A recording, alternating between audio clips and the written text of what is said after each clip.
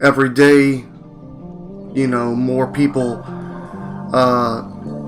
either get into mobile, or from that they get into consoles, get into PC gaming, and we envision a future where the stigma of gaming is just washed away because the people who were against it or spoke badly of it, they'll eventually die out.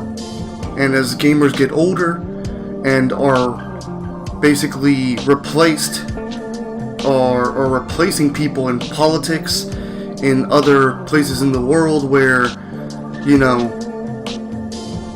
it's not looked upon as a good habit or a good, hobby. We like to think that eventually one day it'll all come to the point where we're accepted as gamers and gaming is accepted as a whole. But with the new generation of gamers also come exactly that, a new generation with different tastes, with different, opinions, different perspectives of what's good and what's not. Today's topic: where are the new generation of gamers taking gaming? Let's jam. So what's the fad amongst this new generation of gamers? I know what you're thinking. Fortnite, right? But no, I'm talking about in general.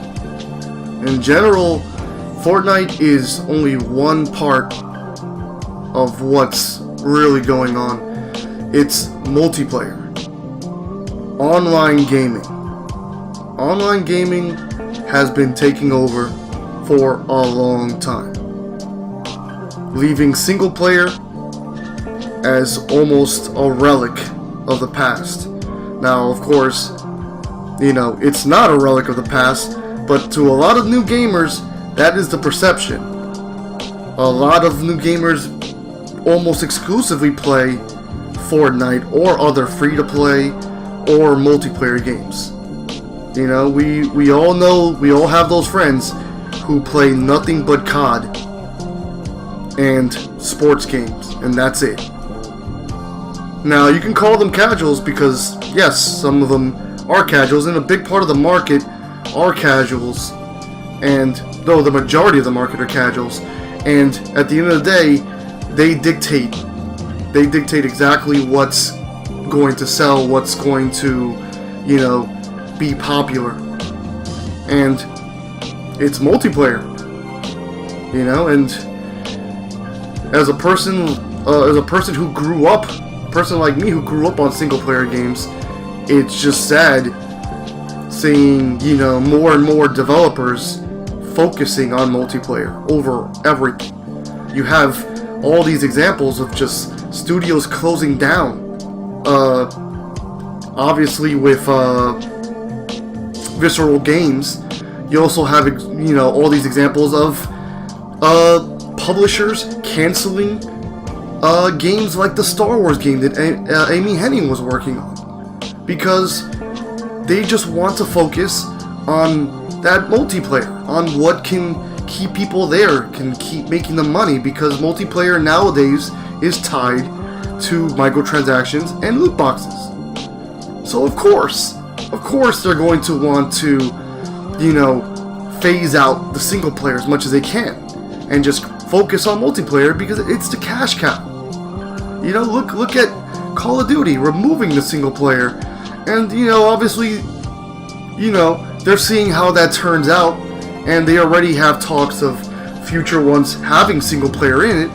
But if it works out all too well, there'll be less and less talk of these campaigns coming back in future iterations of Call of Duty. And at the end of the day, that's unacceptable. It's unacceptable that we would lose something that was fundamentally how gaming started out as. Call of Duty had always had single player. In fact, it was at one point only single player. And it's not right that they could take that away. And, you know, at the end of the day, it's only the hardcore gamers who really even see this and pay attention and care. Because, you know, like I said, the casuals are the majority of the market, and they focus mostly on multiplayer. That's all they really care about most of the time. And I know this is not everyone. So, of course, there are exceptions. There's always exceptions. But looking at, like, a game like Gears of War 4,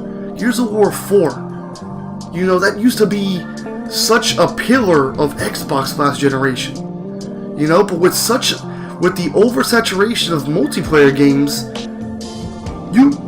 you actually have trouble finding a match.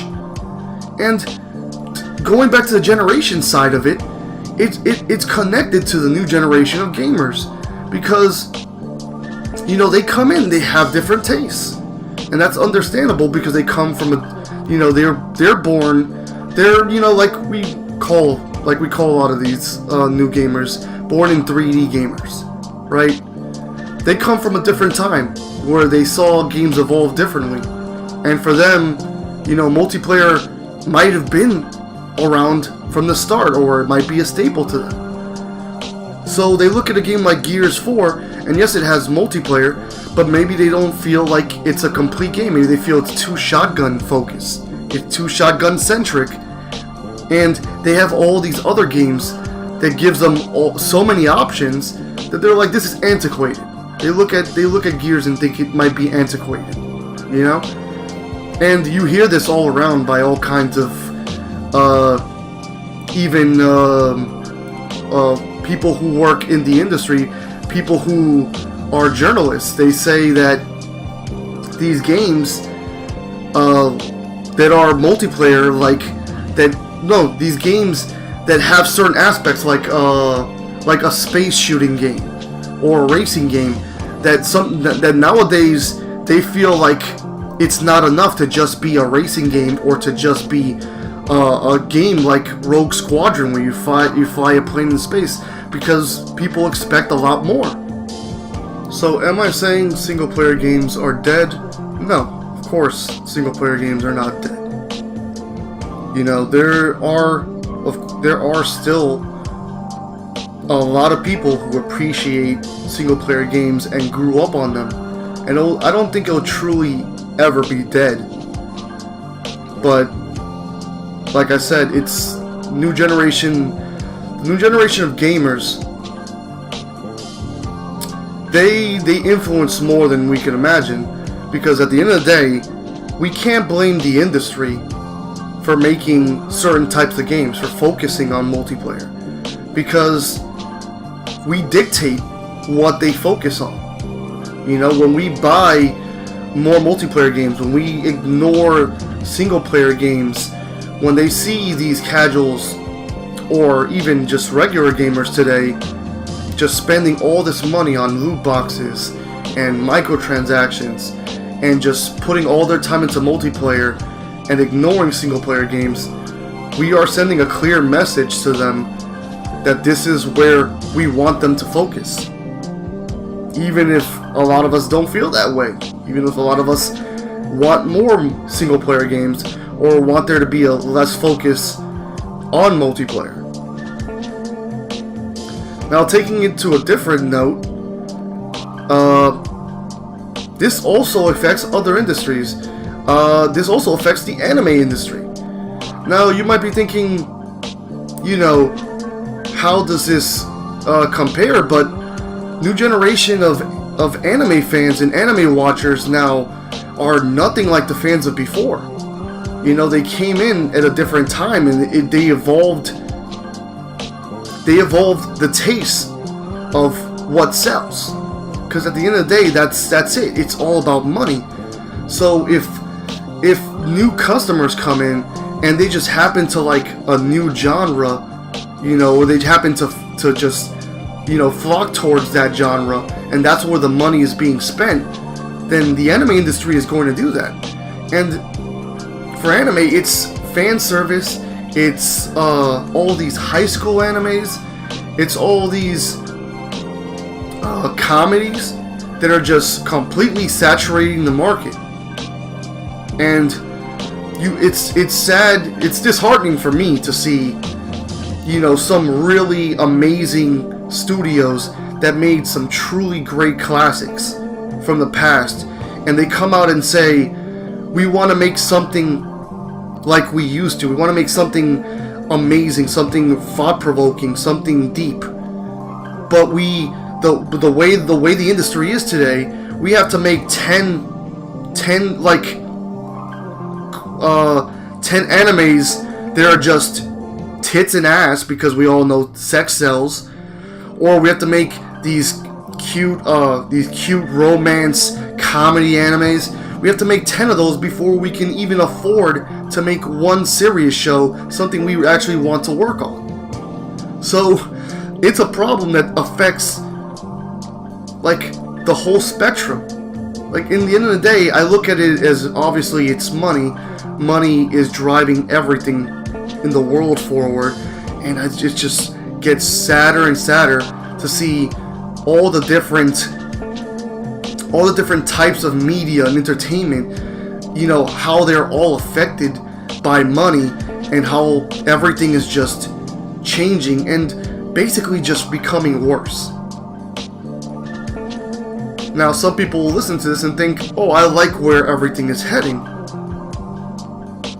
But, you know, at the end of the day, it is just my perspective. It is just my opinion. It's going to be up to you to say how you feel about it. And that's exactly what I want to know.